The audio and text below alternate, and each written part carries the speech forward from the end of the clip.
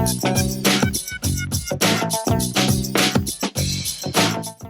there everybody, thanks for tuning into DCAC TV Kids Zone. I'm your host Miss Hoy and welcome back. If you've been with us since episode 1, you've watched 8 whole episodes. Oh my gosh, where does the time go? But if you've missed one along the way, remember you can always go back to the Digital Creative Arts Center page and all of them are saved there in our video file. Alright, so since you've been around for 8 episodes, I bet you're getting used to seeing me in my little corner here, all of the things I have behind me. But you know what? We've never introduced my friend Chip. Hey Chip, why don't you come on up? Hey everybody, this is my friend Chip. Hey Chip, this is everybody. And you know, since we planned on doing a little introduction for you today, I wrote you a song, and this is how it goes. His name is Chip, he is a fish, he swims around all in his dish, he goes from here to over there, he lives his life without a care, he goes bubble, bubble, bubble all day long, he goes bubble, bubble,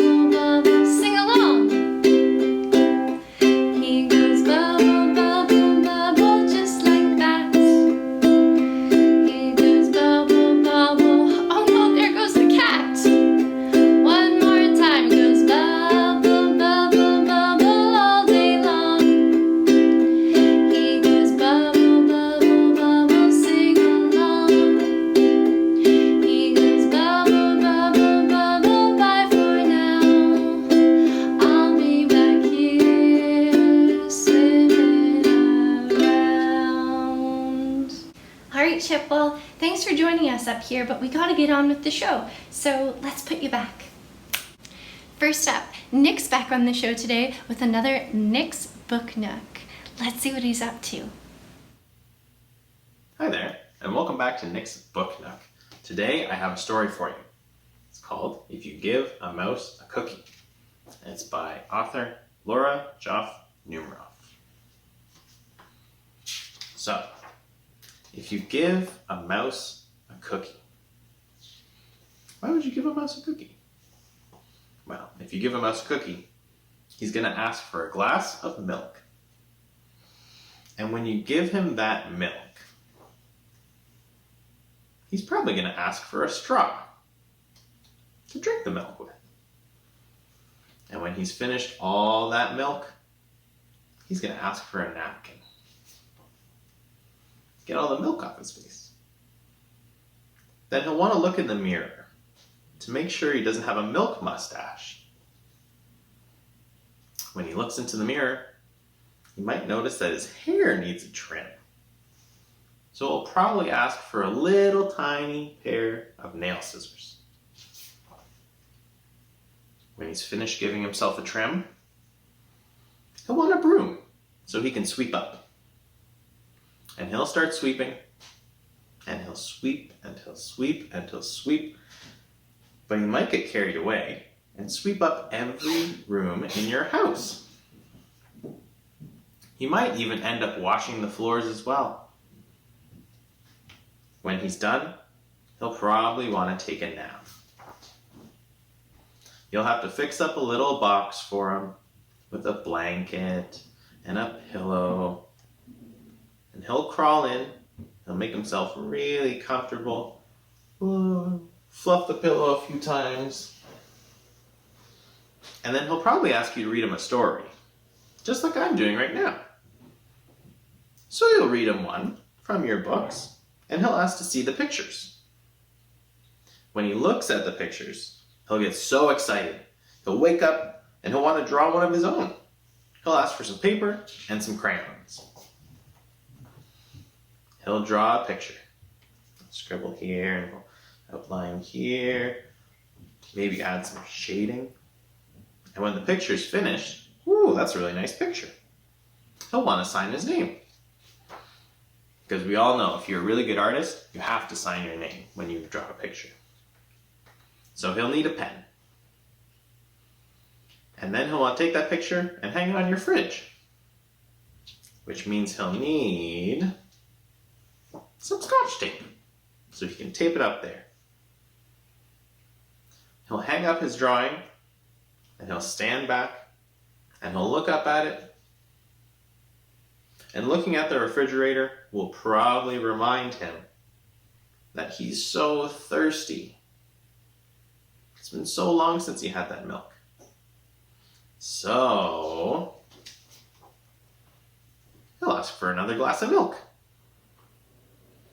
And chances are, if he asks for that glass of milk, he'll probably want a cookie to go with it. Oh, silly mouse. Well, I hope you liked my book. Hi! Here's Presley. Knock knock. Who's there? No bell. Noble who? No bell. That's why I'm knocking. Of course. Next on the show, we have 3 of my favorite people, and they've been here a couple times before. Can you guess who they are? Let's see if you're right. Hi guys, it's us, and we've got our science time. We're all very excited about science time here. So we've got Hadley, who's dressed for the winter, and we've got Finn, who's dressed for success. If he was to be partner. I'm a wizard. A wizard and cowboy. So here, Finn is going to show us some science experiment, and it's actually a Lego balloon-powered car. So these are some things that you should have around your house. You might have a balloon from a birthday party, or just balloons in general. And then you also got Lego. I'm sure you've got lots of Lego. So he's walking up. He's showing you. He's doing his Vanna White. He's gonna look at. I have a car that I made out of Lego. And then I have a balloon.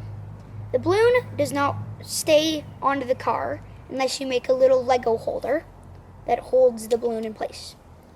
So then you put the holder on the car and you blow up the balloon. It's riveting, absolutely riveting. Now, as he's doing this, we got to put our safety goggles on. The kids don't have it, but I'm making sure that I am safe. You're safe. Okay. Okay. There you go. All right. So, once I've blown up my balloon, Yeah. I'm going Put it right there. Okay. Move our feet. You don't want to get run over by a car. and then you let go of the ending of the balloon. Hey, look at that! moves. That is a science. Look at that. That is like propulsion and velocity and air and all that good stuff. That is wonderful. Thank you, Finn. We're very excited. So, of course, that just came with some Lego and balloons. And there's lots of these cool experiments that you can kind of find on your own on the internet or our YouTube. But we're hoping that you got inspired and that you want to make your own science experiment. So that has been science brought to you by us. Now, I hope you guys have a great rest of your day, and I hope you find science in the skies or the ground or in the sink. Hi! Here's Presley. Knock knock. Who's there? Owls go. Owls go who? Owls go who, right? Owls do go who. That's very clever. Old friends, new friends, everybody is here on the show today. My friend Garrett from Western Engineering Outreach is visiting us today, showing us how to do an engineering experiment. Let's see what he's up to. To do this experiment, you'll need the following materials. You'll need 3 cups, each with half a cup of water in them. You'll need a measuring cup, measuring spoons. You'll need some lemon juice, some baking soda, not baking powder. You'll need sugar, and a nice stirring spoon. Remember to get an adult to help you measure out these precise measurements. Now let's head over to our chemistry labs.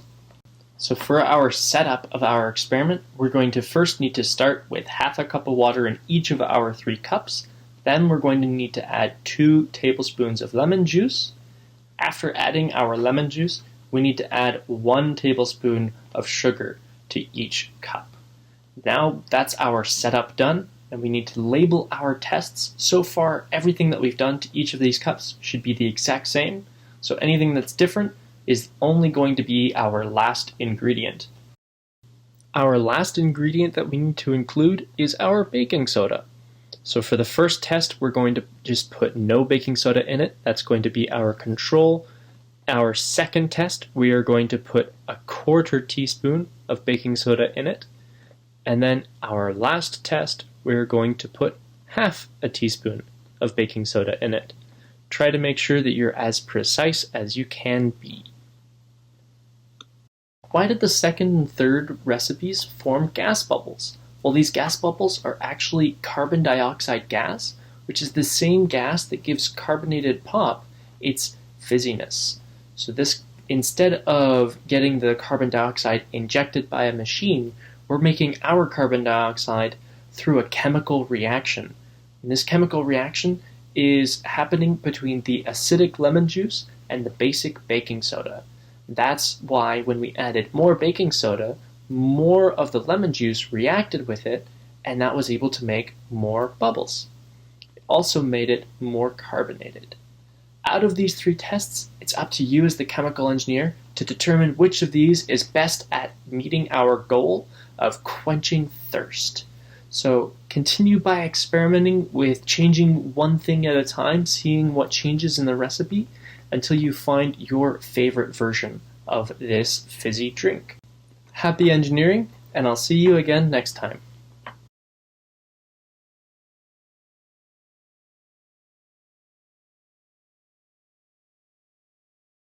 Thanks for stopping by today, Garrett. I sure am thirsty for a glass of lemonade now. Last but certainly not least, we have our musical feature to end off the show. Claire, a local teacher and my friend, is here to sing a song that she's wrote about being in quarantine. And that's all from me. Thanks so much for tuning in. I'll see you again next week. If you stand by your friends, give them 6 feet of distance and wash your hands to the count of 20 seconds. Stand by online and tell the world you love them. Keep giving